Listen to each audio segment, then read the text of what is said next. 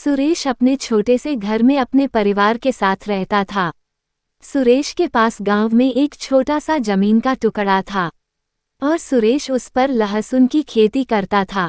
वैसे तो सुरेश बहुत गरीब था, लेकिन वह दिल से बहुत अमीर था। सुरेश हर वक्त जरूरतमंद लोगों की मदद करने के लिए हमेशा तैयार रहता था और इसी वजह से सुरेश और सुरेश की पत्नी के बीच बहस और लड़ाई झगड़ा हुआ करते थे। अगली सुबह सुरेश नहा धोकर गणपति के मंदिर में जाता है। हे गणेश जी, आखिर मैं क्या करूं? हर दिन मैं अपने खेत में मेहनत करता हूं, लेकिन फिर भी मेरी मेहनत रंग नहीं ला रही है। मेरे पास इतने पैसे भी नहीं है कि मैं अपने लिए एक नई जमीन खरीद पाऊं। आप तो जानते ही हो, अब मेरी जमीन बंजर हो चुकी है और बंजर जमीन पर खेती करना आसान नहीं है। पहले मैं अच्छा खासा जीवन जी रहा था, पर अब मैं रोज अपने काम को लेकर परेशान रहता हूं। रोजाना सुरेश गणेश जी से अपनी सारी बातें कहा करता था। थोड़ी देर बाद सुरेश अपने खेत जाता है, लेकिन खेत की दशा देखकर सुरेश बहुत उदास हो जाता है, क्योंकि अब सुरेश की जमीन बंजर हो चुकी थी। इसलिए सुरेश खेती नहीं कर पा रहा था और सुरेश के पास इतने पैसे भी नहीं थे कि वह अपने लिए एक नई जमीन खरीद पाए। इस खेती की स्थिति तो दिन प्रतिदिन और खराब हो रही है। अगर ऐसा ही रहा तो कैसे चलेगा? सब महंगाई दिन प्रतिदिन बढ़ती जा रही है और आमदनी 1 रुपया की भी नहीं हो रही है। समझ में नहीं आ रहा है कैसे अपने घर की स्थिति संभालूं। मैं बिना पैसों के आगे कुछ भी मुमकिन नहीं है। बेचारा परेशान सुरेश अपने खेत में खड़ा था। तभी रमेश वह आता है। अरे क्या बात है सुरेश, बहुत परेशान दिख रहा है तू। अरे यार क्या बताओ रमेश भाई, तुम तो जानते हो ना, पहले हे खेत के भरोसे लहसुन की खेती करता था। हमेशा मेरी लहसुन की खेती अच्छी खासी हुई करती थी, लेकिन अब वाकई मेरी खेत में किसकी नज़र लग गई, जिससे मेरी लहसुन की खेती नहीं हो पाती है।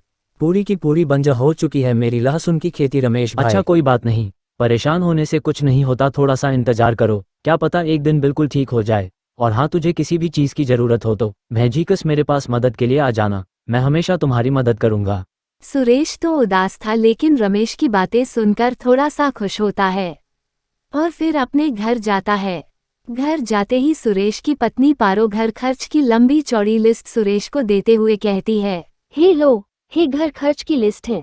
इस लिस्ट में जो भी सामान लिखा है वो सब मुझे आज के आज चाहिए।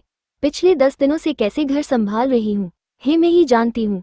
घर में खाना बनाने के लिए ना तो चावल है, नहीं एक चुटकी नमक। पारो तुम तो जानती हो ना अब हमारी स्थिति कैसी है, फिर भी मैं तुझे क्या बोलूं, मुझे कुछ भी समझ में नहीं आ रहा है। मुझे कुछ नहीं पता, आज शाम तक सारा सामान आ जाना चाहिए। सुरेश कोई कलेश नहीं चाहता था, इसलिए वह चुपचाप पारो की दी हुई लिस्ट लेकर अपने दोस्त रमेश के पास जाता है और रमेश से कुछ पैसे उधार मांगता है। रमेश मुझे तेरी मदद चाहिए। दोस्त तू तो जानता है ना क्योंकि मैं कितना परेशान हूँ। लहसुन भेजकर जैसे तैसे घर संभालता था, लेकिन अब जमीन पर लहसुन की खेती ही नहीं हो पा रही है, इसीलिए मेरे पास 1 रुपया भी नहीं है। समझ में नहीं आ रहा कि घर खर्च के लिए पैसे कहाँ से लाऊं, इसीलिए मुझे तुमसे पैसे उधार चाहिए। तो इसमें इतना हिचकिचा क्यों रहा है? मैं तेरा दोस्त हूँ, जब तुझे मेरी ज़रूरत होगी तब मैं तेरी मदद करूँगा, जब मुझे तेरी ज़रूरत होगी तब तुम मेरी मदद करना। बता कितने पैसे चाहिए तुझे? ज़्यादा तो नहीं, बस 3000 रुपये दे दो, अन्य पैसे से थोड़ा बहुत राशन खरीद लूँगा। घर में राशन न होने के कारण बीवी बच्चे भूखे हैं। ठीक है मेरे दोस्त, मैं तुझे अभी पैसे दे देता हूँ। तेरा बहुत बहुत शुक्रिया रमेश, मैं तेरा एहसान जिंदगी भर नहीं भूलूंगा, इसीलिए तू मेरे लिए मेरा दोस्त नहीं भगवान है। बहुत उपकार किया तूने मुझ पर। अरे सुरेश, ये सब कहकर तुम मुझे शर्मिंदा मत कर। सुरेश के पास सामान खरीदने के लिए पैसे नहीं थे, इसलिए वह रमेश से पैसे उधार लेकर दुकान जाता है और घर के लिए सुरेश राशन खरीद लेता है। सुरेश सारा सामान लेकर घर की ओर आ रहा होता है। तभी रास्ते में सुरेश को एक पंडित दिखाई देता है। वह पंडित सुरेश से कहता है, बेटा भगवान के नाम पर मुझे इस राशन से थोड़ा सा राशन दे दो, मेरे पास पेट भरने के लिए कुछ भी नहीं है, कई दिनों से भूखा हूँ बेटा। अरे चाचा कोई बात नहीं, आपको परेशान होने की जरूरत नहीं है, मैं हूं ना, रुकिए, मैं अभी आपको मेरे राशन में से थोड़ा राशन देता हूं। हाँ बेटा, भगवान तुम्हारा भला करेगा। सुरेश बड़ा दयालु था, इसलिए सुरेश अपने राशन से थोड़ा बहुत राशन उसे पंडित जी को देता है।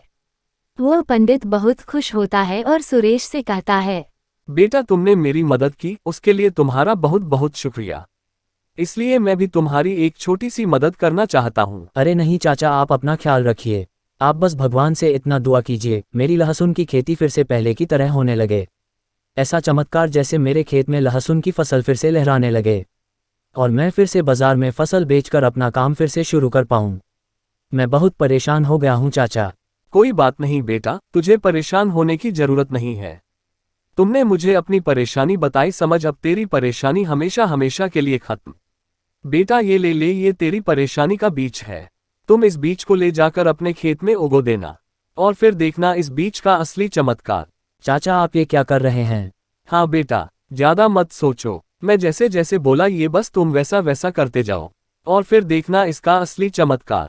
सुरेश उसे पंडित की मदद की, इसलिए वह पंडित भी सुरेश की मदद करने के लिए उसे बीज भी दे देता है, जिसके बाद सुरेश अपने रास्ते और पंडित अपने रास्ते निकल पड़ता है।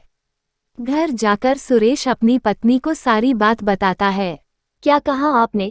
तुम उस पंडित को अपना राशन में से अर्ध राशन दिया है। हे भगवान, कितना शौक है तुम्हें अच्छा बनने का।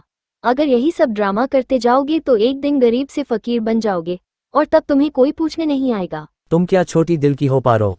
अरे मेरी आंखों के सामने मुझे कोई हाथ फैलाकर मांग रहा है तो मैं कैसे नजरअंदाज कर सकूं? कैसे भूखे इंसान को भूखा छोड़ दूं?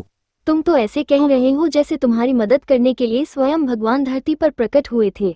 अरे तुम क्या जानो, मेरे पास राशन खरीदने के लिए भी पैसे नहीं थे, लेकिन मेरा दोस्त रमेश ही वह इंसान था जिसने मेरी मदद की। अब चाहे मैं उसे इंसान समझो या भगवान, अरे मेरी मदद करने वाला रमेश ही था ना। ठीक वैसे ही मैं किसी की मदद के लायक हूँ तो मैं ना किसी की मदद करूँ। हाँ, जेब में 1 रुपए भी नहीं और अपने आप को दानवीर समझ रहे हो। तुम्हारी ऐसी गरीबी वाली हालत देखकर मुझे तुम पर हंसी आती है। पता नहीं कौन से बुरे कर्म किए थे जो मेरी तुमसे शादी हो गई।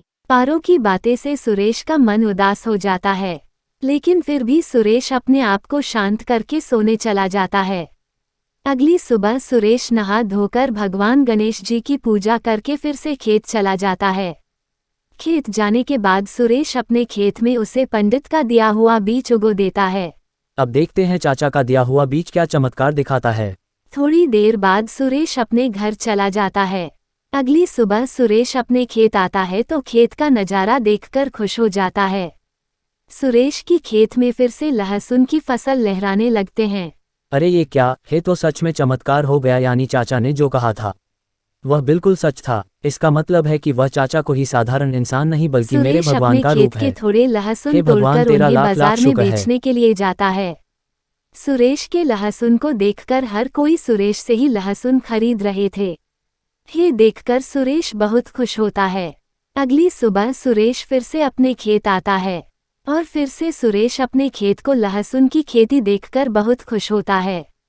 सुरेश का खेत अब जादुई लहसुन की खेती भर चुका था।